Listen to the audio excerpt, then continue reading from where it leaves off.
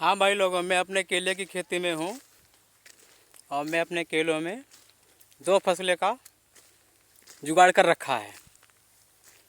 ठीक है, तो इसलिए मैं इस बार मैंने केले में सरसों की खेती की है।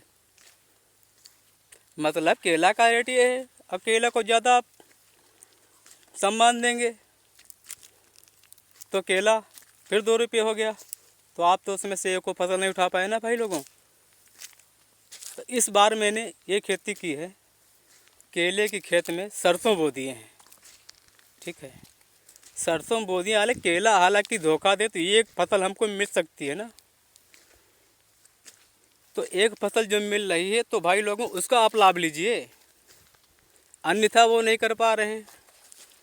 तो केले की खेती में आप गोभी का कार्य कर सकते हैं, आप गोभी का कार्य नहीं कर पा रहे हैं तो लहसुन का प्याज उपयोग कर दीजिए। आप लहसुन का उपयोग नहीं कर पा रहे हैं तो आप प्याज का उपयोग कर दीजिए आप।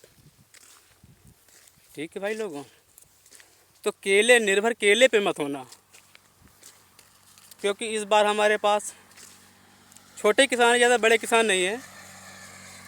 3 एकड़ केला लगा था, 3 एकड़ केले में रुपया आया है 1.5 लाख। ठीक है, 1.5 लाख रुपया आया है भाई लोगों। तो हम इस वक्त जो देखा जाए तो केले वाला जितना व्यक्ति है वो 2 साल पीछे चला गया है। नॉर्मल किसान है तो 2 साल नहीं सीधे 5 साल गया है।